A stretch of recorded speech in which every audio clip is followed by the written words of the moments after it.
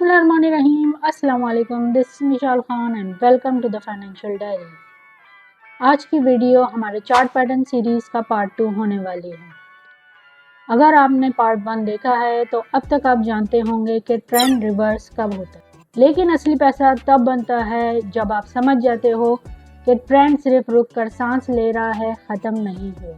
तो आज की इस वीडियो में मैं आपको सिखाऊंगी कंटिन्यूशन चार्ट पैटर्न्स, जो बताते हैं कि स्ट्रॉन्ग ट्रेंड दोबारा कब ब्लास्ट करने वाला है।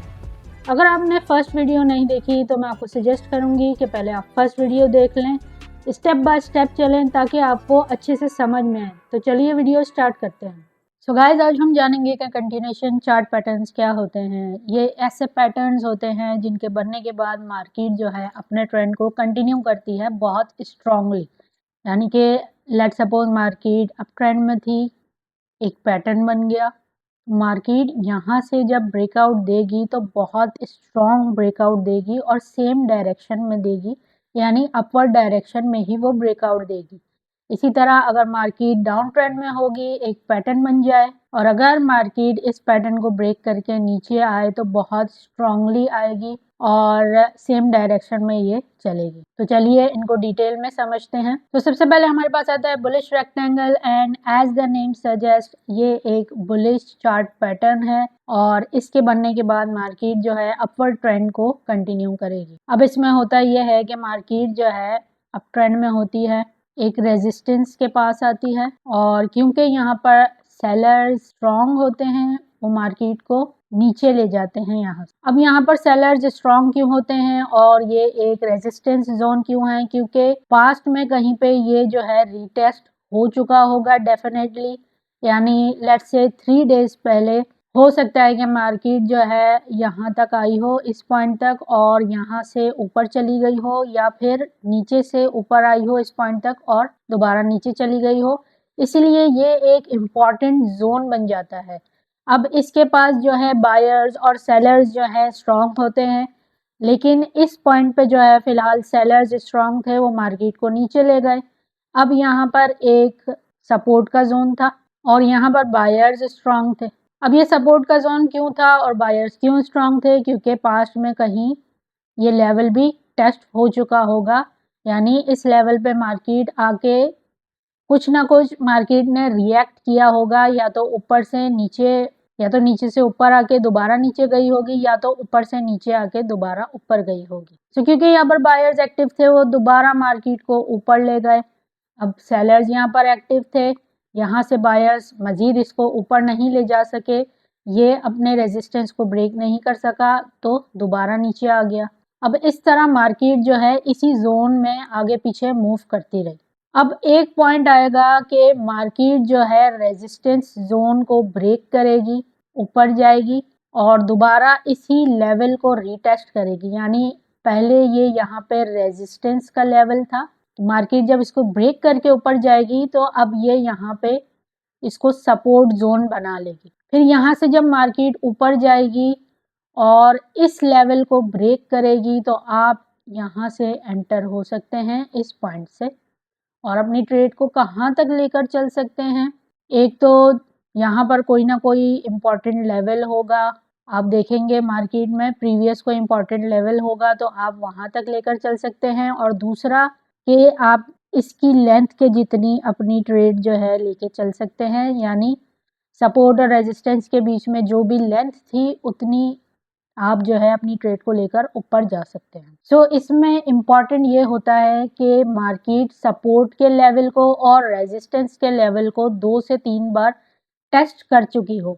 यानी यहाँ से मार्केट ऊपर गई, एक बार इसने टेस्ट किया, फिर दूसरी बार इसने रेजिस्टेंस को टेस्ट किया और तीसरी बार ये यहाँ से ऊपर निकल गई। लेकिन अगर तीसरी बार भी ये टेस्ट करके नीचे जाती और चौथी बार ये ऊपर निकलती तो और ज़्यादा अच्छा होता। इसी तरह सपोर्ट को भी 2-3 बार इसने टेस्ट किया हो, 2 से 3 बार टेस्ट करना बहुत ज़्यादा इंपॉर्टेंट होता है। यहाँ पे फर्स्ट बार टेस्ट किया, दूसरी बार टेस्ट किया, थर्ड बार टेस्ट किया, तो ही ये एक वैलिड बुलिश रेक्टेंगल बनेगा।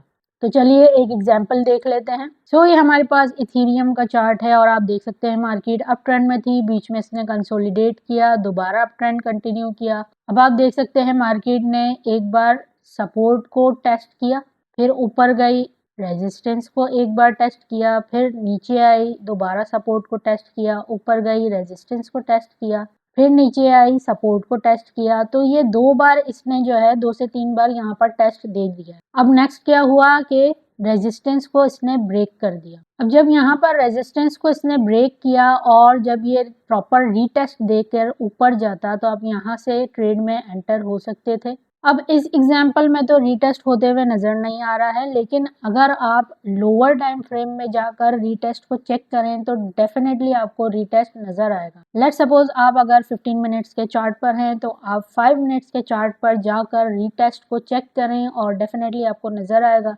अगर आप 5 मिनट्स के चार्ट पर हैं तो 1 मिनट के चार्ट पर जाकर आप रीटेस्ट को चेक कर सकते हैं। और अब आपके दिमाग में ये सवाल आ रहा होगा कि टाइम फ्रेम क्या होना चाहिए, किस टाइम फ्रेम पे ये चार्ट पैटर्न वर्क करता है। तो हर टाइम फ्रेम के ऊपर ये चार्ट पैटर्न वर्क करता है। 5 minute, 15 minute, 20 minutes, 1 hour, 4 hour, 1 day, सब पे ये वर्क करेगा। लेकिन रीटेस्ट जो है आप लोअर टाइम फ्रेम पे देख सकते हैं। सो आप यहाँ से एंटर हुए और आप इसकी लेंथ जितना जो है ट्रेड को लेकर चल सकते थे, यानी यहाँ तक देख सकते हैं आप कि इसकी लेंथ के बराबर ये ऊपर गई है और उसके बाद उसने नीचे आना शुरू किया। और स्टॉप लॉस आप कहाँ रख सकते थे? इस कैंडल के नीचे, जो कैंडल ने ब्रेकआउट दिया है उस कैंडल के नीचे आप अपना स्टॉप लॉस रख सकते थे। तो काफ़ी अच्छी आपको जो है ये ट्रेड मिल जाती, अच्छा खासा आपका प्रॉफिट बन गया। So next pattern we have over here is bearish rectangle, और ये बुलिश रेक्टेंगल का ऑपोजिट है। इसमें मार्केट डाउन ट्रेंड में होती है और जब बेरिश रेक्टेंगल बनता है उसके बाद एक स्ट्रॉन्ग ब्रेकआउट देती है और अपना ट्रेंड कंटिन्यू करती है डाउनवर्ड। सो होता यह है कि मार्केट डाउन ट्रेंड में होती है, अपने सपोर्ट के पास आती है। अब सपोर्ट के पास क्योंकि बायर्स एक्टिव थे वो मार्केट को ऊपर ले गए। रेजिस्टेंस के पास आई, यहाँ पर सेलर्स एक्टिव थे, उन्होंने सेल किया। कुछ सेलर्स ने सेल की ट्रेड को ओपन किया और कुछ यहाँ से जो बायर्स एंटर हुए थे उन्होंने प्रॉफिट बुकिंग स्टार्ट की। और जब प्रॉफिट बुकिंग स्टार्ट होती है तो ट्रेंड जो है चेंज हो जाता है।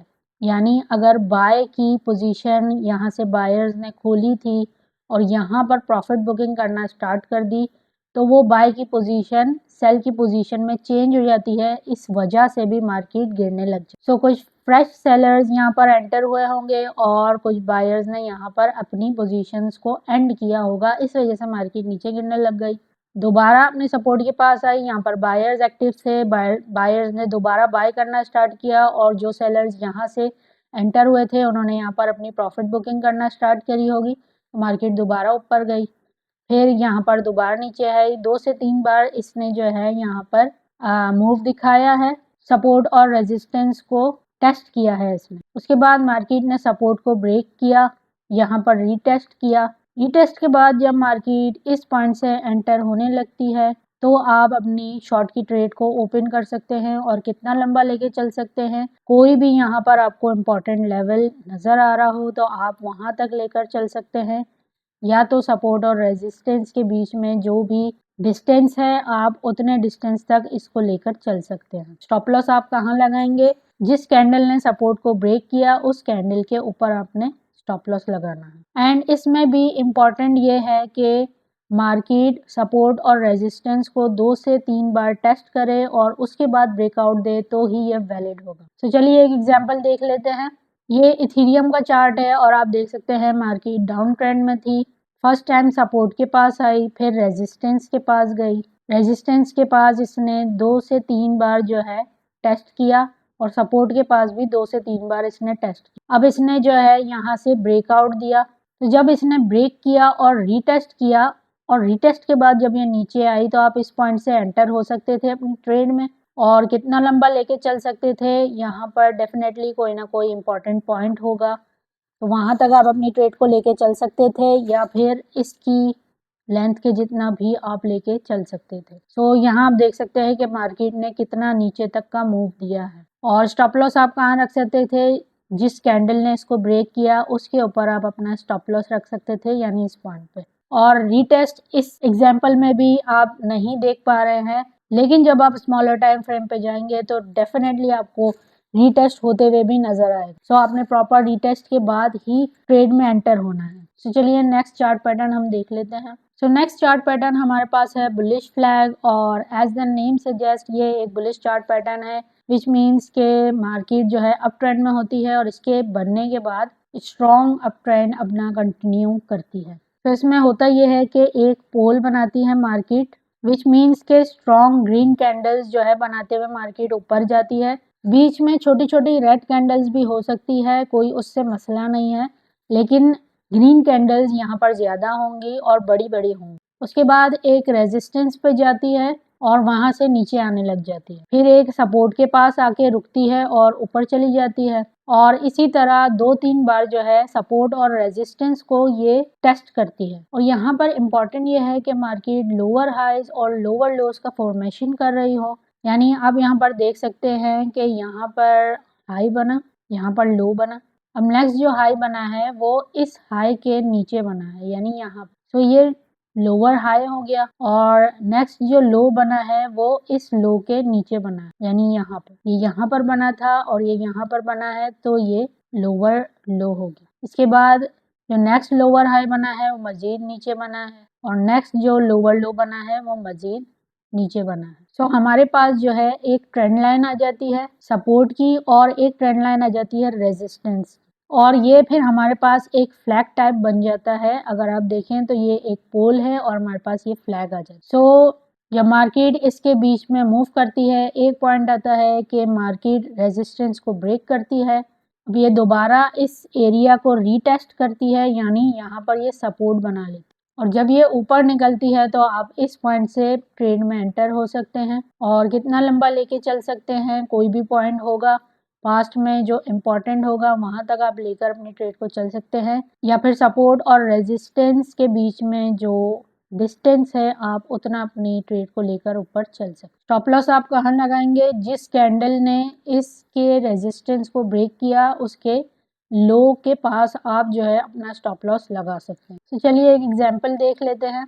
हमारे पास इथेरियम का चार्ट है, इसमें आप देख सकते हैं मार्केट अप ट्रेंड में थी और एक पॉइंट पर जाकर रुक गई, और इसने जो है यहाँ पर रेजिस्टेंस लिया, उसके बाद नीचे आई, एक सपोर्ट बनाया, फिर ऊपर गई, रेजिस्टेंस लिया सेम पॉइंट पे, उसके बाद दोबारा नीचे आई, सपोर्ट लिया, फिर दोबारा ऊपर गई और इसको ब्रेक कर दिया।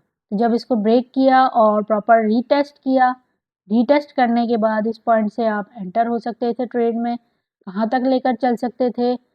प्रीवियस इम्पॉर्टेंट लेवल था, यानी यहाँ पर आप यहाँ तक लेकर चल सकते थे इसको, और स्टॉप लॉस कहाँ लगा सकते थे? जिस कैंडल ने ब्रेक किया उसके नीचे। सो अगेन आपको अगर रीटेस्ट चेक करना हो तो आप लोअर टाइम फ्रेम पे जाकर रीटेस्ट को चेक कर सकते हैं, और इसमें भी इम्पॉर्टेंट यही होता है कि मार्केट ने सपोर्ट और रेजिस्टेंस को 2 से 3 बार टेस्ट किया हो, उसके बाद ब्रेकआउट दिया हो, तो इसके वर्क करने के चांसेस बहुत ज़्यादा बढ़ जाते हैं। तो चलिए नेक्स्ट चार्ट पैटर्न की तरफ चलते हैं।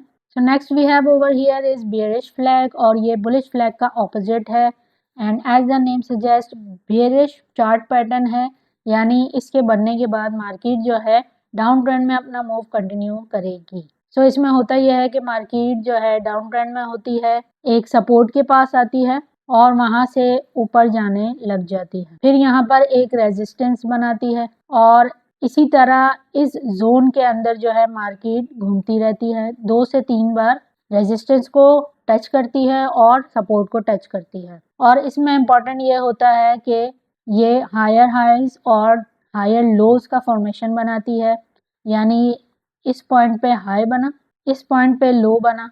अब नेक्स्ट हाई जो है इसके ऊपर बनेगा, आप देख सकते हैं यहाँ पर इसने नेक्स्ट हाई बनाया है, यानी हायर हाई, और प्रीवियस लो के ऊपर इसने नेक्स्ट लो बनाया है, यानी हायर लो। नेक्स्ट हाई इसने प्रीवियस हाई के ऊपर बनाया है, यानी कि हायर हाई, और नेक्स्ट लो इसने प्रीवियस लो के ऊपर बनाया है, यानी कि लोअर लो। तो इसमें ये इम्पॉर्टेंट होता है। अब एक पॉइंट आता है कि मार्केट जो है सपोर्ट को ब्रेक करती है, और जब रीटेस्ट देकर दोबारा नीचे आती है तो इस पॉइंट से आप जो है ट्रेड में एंटर हो सकते हैं। कहाँ तक लेके चल सकते हैं? प्रीवियस कोई इंपॉर्टेंट जोन हो वहाँ तक लेकर चल सकते हैं, या तो फिर सपोर्ट और रेजिस्टेंस के बीच में जो डिस्टेंस है वहाँ तक आप अपनी ट्रेड को लेके चल सकते हैं। और स्टॉप लॉस कहाँ लगाना है? जिस कैंडल ने इसके सपोर्ट को ब्रेक किया उसके ऊपर आप अपना स्टॉप लॉस लगा सकते हैं। तो चलिए एक एग्जांपल देख लेते हैं।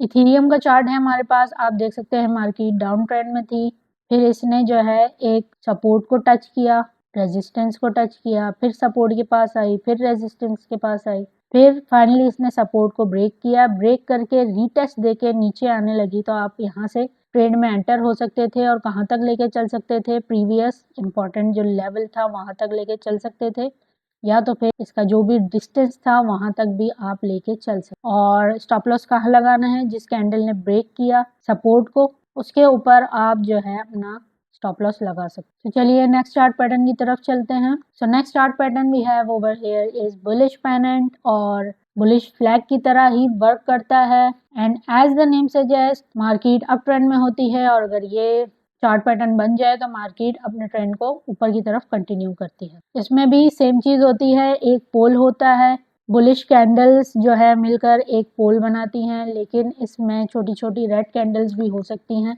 समटाइम्स। और उसके बाद होता क्या है कि मार्केट अप ट्रेंड में होती है और एक रेजिस्टेंस के लेवल को टच करती है। अब यहाँ पर जो है सेलर्स एक्टिव होते हैं, वो मार्केट को नीचे पुश करते हैं। अब यहाँ पर बायर्स एक्टिव होते हैं, वो मार्केट को ऊपर लेके जाते हैं दोबारा। इसी तरह एक यहाँ पे जोन बन जाता है और इसके बीच में मार्केट मूव करती रहती है, और ये जोन जो है श्रिंक होता रहता है। यानी आप देख सकते हैं यहाँ पर डिस्टेंस ज्यादा था, फिर डिस्टेंस कम होता गया, तो ये श्रिंक होता रहता है।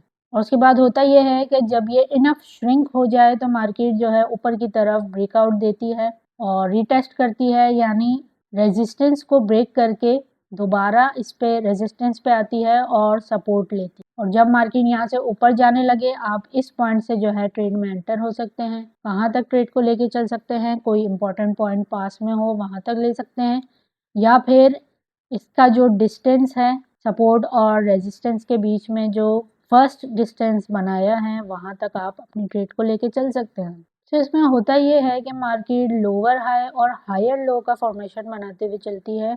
गोल्ड का चार्ट है हमारे पास, मार्केट अप ट्रेंड में थी, एक हाई बनाया इसने यहाँ पर, फिर यहाँ से ये नीचे आने लगी, सपोर्ट एरिया तक आई, उसके बाद जो है दोबारा ऊपर आने लगी, फिर नीचे आई, दोबारा ऊपर गई, और ये जो एरिया है ये श्रिंक होता गया। और फाइनली क्या हुआ कि इसने ब्रेकआउट दिया, रीटेस्ट यहाँ पर आप होते हुए देख सकते हैं, प्रॉपर रीटेस्ट हुआ है।